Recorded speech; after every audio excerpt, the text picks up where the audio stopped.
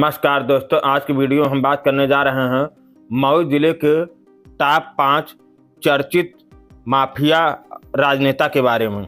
आइए जानते हैं इनमें से कौन कौन से हैं। नंबर 1, आतिफ रजा।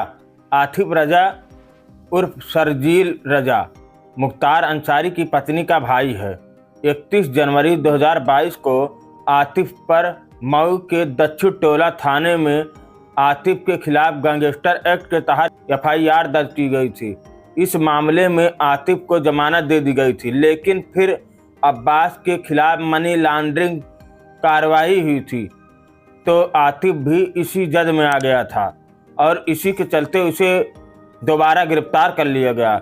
इस समय आतिफ प्रयागराज जेल में बंद है। नंबर 2, अजीत सिंह। अजीत सिंह पूर्व में ब्लॉक प्रमुख रह चुके हैं।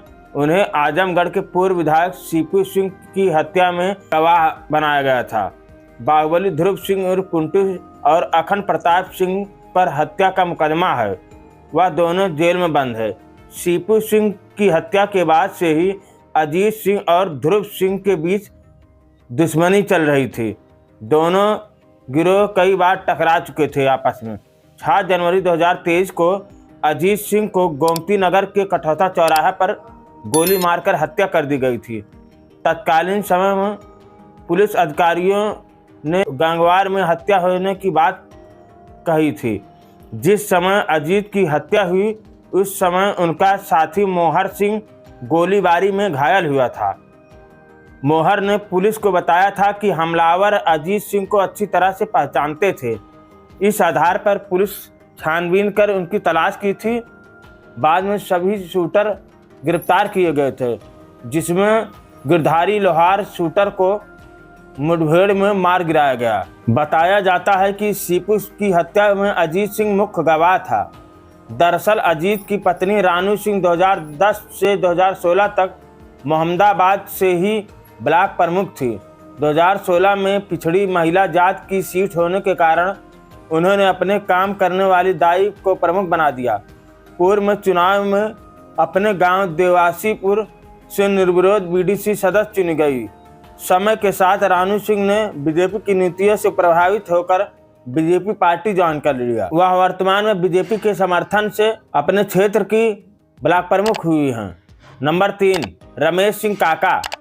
रमेश सिंह काका मऊ के सराल खंसी थाना क्षेत्र के कैथवली निवासी हैं। रमेश सिंह काका की गिनती पूर्वांचल के माफिया डॉन में होती है। कई जिलों में उनके ऊपर हत्या के प्रयास, लूट समेत 64 मुकदमे दर्ज हैं। वहीं उसके बेटे पर भी अलग अलग मामलों में पुलिस ने 7 मुकदमे दर्ज किए हैं। काका प्रदेश स्तर पर ऑपरेशन क्लीन के तहत तैयार वांटेड माफियाओं की सूची में शामिल है। पुलिस ने काका की अवैध संपत्ति को जब्त करके पूर्वांचल से माफियाओं गिरोहों के सफाई अभियान को सफल बनाने में कवायद की है। इससे पहले 2017 में भी रमेश सिंह काका पर प्रशासन ने शिकंजा कसते हुए एक्शन लिया था। काका को हत्या समेत कई मामलों में जेल भेजने के बाद प्रशासन ने पूर्व प्रमुख काका के गांव पखईपुर पहुंचकर उसकी राइस मिल और 68,38,200 रुपए की संपत्ति सीज कर दी थी। मऊ समेत आजमगढ़ गाजीपुर जिले में रमेश सिंह काका गैंग बनाकर हत्या, लूट, छिनैती और आपराधिक घटनाओं को अंजाम देता था। काका पर डिप्टी जेलर की हत्या का आरोप भी है। 23 नवंबर 2013 की सुबह डिप्टी जेलर अनिल त्यागी को वाराणसी में उस समय गोलियों से भून दिया गया था जब वह जिम जा रहे थे। जेलर हत्याकांड में गिरफ्तार काका के गुर्गों में शामिल वाराणसी का रहने वाला अजीत सिंह पार्षद था। वह निर्दलीय चुनाव लड़कर जीता था, जबकि आनंद सिंह मऊ का इनामी बदमाश था। उसने कोलकाता में व्यापारी की हत्या की थी। इसके अलावा वर्ष 2005 में गाजीपुर जेल से भाग गया था। आनंद का भाई धीरज सिंह मऊ में हुए एनकाउंटर में मारा गया था। इस मुठभेड़ में इंस्पेक्टर गोविंद सिंह शहीद हो गए थे। नंबर 4, गणेश दत्त मिश्रा। गणेश दत्त मिश्रा माफिया मुख्तार अंसारी का करीबी रहा है। गणेश दत्त को मुख्तार ने अपना विश्वास पात्र के रूप में देखता था, इसीलिए उसे अपने रियल एस्टेट कारोबार की बागडोर में उसे अपने साथ लिया था। गणेश दत्त मिश्रा को पुलिस ने कुछ समय बाद मुख्तार के करीबी होने के कारण चंदन नगर स्थित उसके घर से हिरासत में ले लिया और लखनऊ ईडी ऑफिस लेकर पहुंची थी। मुख्तार के रियल एस्टेट कारोबार को गणेश दत्त मिश्रा ही संभालता था। गणेश की मऊ और गाजीपुर की कई बेनामी संपत्ति कुर्क की जा चुकी है। नंबर 5, कल्पनाथ राय। कल्पनाथ राय का जन्म उत्तर प्रदेश के मऊ के सिमरी जमालपुर नामक गांव में 4 जनवरी 1941 को हुआ था और उनकी शिक्षा दीक्षा गोरखपुर विश्वविद्यालय से हुई। विश्वविद्यालय जीवन में ही उन्होंने छात्र नेता के रूप में अपने राजनीतिक जीवन का आरंभ किया और समाजवादी युवजन सभा के सदस्य रहे और 1963 में इसके जनरल सेक्रेटरी चुने गए। कल्पनाथ राय इंदिरा गांधी और नरसिम्हा राव सरकार में मंत्री रहे।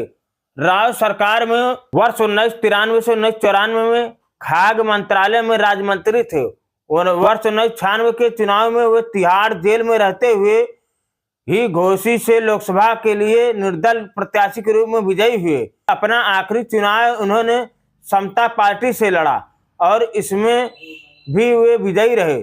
6 अगस्त 1999 को राय की मृत्यु हृदयाघात से हो गई, लेकिन मऊ को जिला बनाने में इनका अद्वितीय योगदान रहा है। कहा जाता है कि ये मऊ को छोटा लखनऊ बनाना चाहते थे, लेकिन कुछ लोगों का मानना है कि ये मऊ को सिंगापुर के तर्ज पर बनाना चाहते थे। कल्पनाथ राय चाहते थे कि मऊ इतना विकसित जिला हो जाए कि भविष्य में अगर पूर्वांचल का गठन हो तो मऊ पूर्वांचल की राजधानी हो, लेकिन नीयत को कुछ और मंजूर था। कहा जाता है होनी को कौन टाल सकता है, वह होकर ही रहेगी। अंततः 6 अगस्त 1999 को कल्पनाथ राय की मृत्यु हृदयाघात से हो गई। उनके जाने के बाद मऊ का विकास ठहर ही गया, मानो मऊ के विकास पर किसी की काली नजर लग गई। उन्हीं की देन है कि मऊ आज भी छोटे शहरों में एक विकसित जिला है। मऊ की धरती आज भी इंतजार करती है कि कोई कल्पनाथ जैसा शिल्पकार आएगा और उसे विकास की बुलंदी पर पहुंचाएगा। आज के वीडियो में इतना ही। मिलते हैं नई जानकारी के साथ, तब तक के लिए जय हिंद। यदि हमारे चैनल पर पहली बार आए हैं, वीडियो को जरूर लाइक करें, चैनल को जरूर सब्सक्राइब करें। धन्यवाद।